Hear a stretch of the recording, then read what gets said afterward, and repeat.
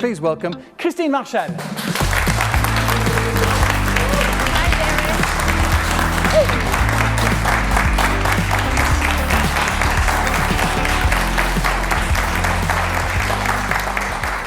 It's lovely to have you with us, Christine. Welcome. It's lovely to be with you. Thank you. All the way from the tourist office here in Reims.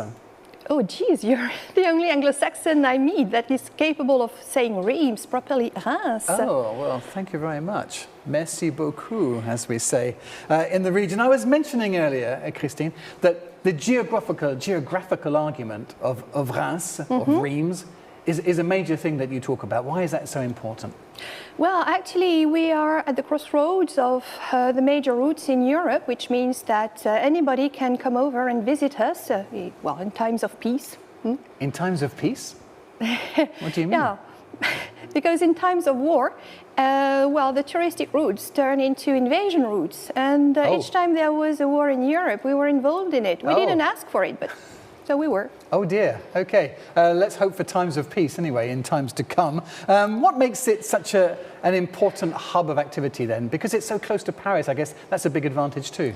Yes, sure. Now that we have the high-speed train, we are 45 minutes away from Paris, from Disneyland, from the major hubs in France. Wherever you land or wherever you arrive by train, by car, you cross Reims. Okay. And so you can stop. You cross Reims. Reims, or Reims, as the Brits and the Americans say, for sure. Right. Now tell us about some of the special attractions. Why would people come to Reims or to Reims? Because we have pink biscuits. Because you have pink biscuits. And it fits perfectly with champagne, you know. Okay. This is the base of our local gastronomy, as we like to say. But, well, we have a lot of other goodies to propose. So come over. We have a very rich heritage in terms of architecture. You know, especially Art Deco, because the city was bombed during World War I and rebuilt after in the 1920s. That explains why we have that amazing collection of Art Deco houses. We're going to talk about some champagne, of course, as we go on during the show, because we know this is one of the major attractions when you come to this region. But a word with you about other things that we can see while we're here. A little word about the cathedral, which I visited recently. It's absolutely splendid. Well, yes, it is. Well, it is one of the 4 giant cathedrals in France with amazing stained glass windows decorated with 2,303 statues, including 2,303 statues? Yes, Did you I count them? Personally. That's crazy. And also, isn't this also the cathedral where you used to crown the kings of France?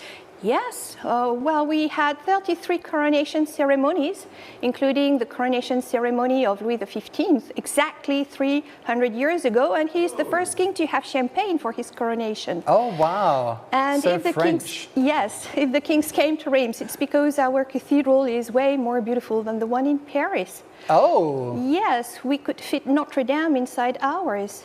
Is that right, Christine? Yeah, Since we you're like to bragging brag a little bit about yes, this cathedral yes, now. We do. Okay. Bigger than Notre Dame. Okay. Sure. It's not all about size, Christine, so they tell me. A word about the historical tourism, because of course you were mentioning when we were joking earlier about being in the way of war, but of course this region played a very important part at the end of the Second World War. Sure, very few people know it, but Germany surrendered in our city. Everybody speaks of the 8th of May in Berlin, blah, blah, blah.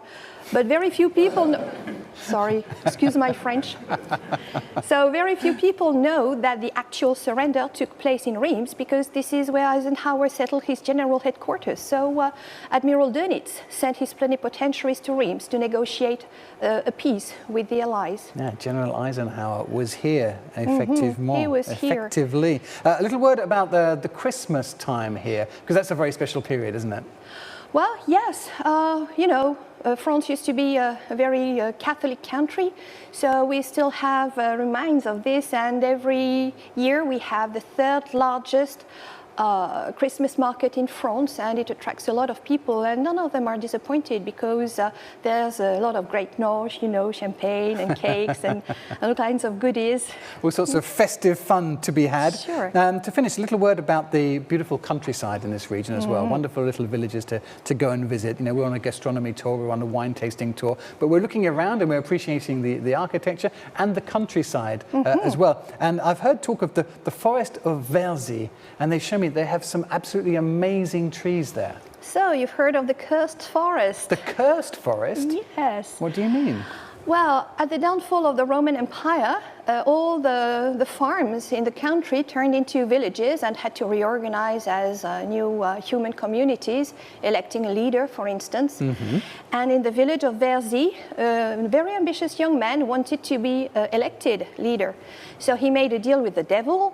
A deal with the devil? Yeah. Okay. So he sold against his election as a leader, and he signed with his own blood, of course. That's signed how it goes. with his own blood. And at the end of his life, he had regrets about that deal because he will end up in hell boiling in the cauldron for eternity. So he prayed the Virgin Mary very hard, who arrived just in time to take his soul to heaven. And the devil ended empty-handed. So he twisted all the trees of the forest of Verzy to show that the place was cursed. Oh, that's the explanation for the Yes, strange shape of those trees. Well, a actually, cursed forest. It's a genetic mutation, but I like my story better. I prefer your story too. And they say that Joan of Arc went through there as well, is that right? The story goes that she took a nap under one of these trees. Joan of Arc took a nap under one of the trees in the forest of Verzy, the cursed forest that you absolutely have to come and see when you're in the region. Thank you very much, Christine. Thank you for inviting me.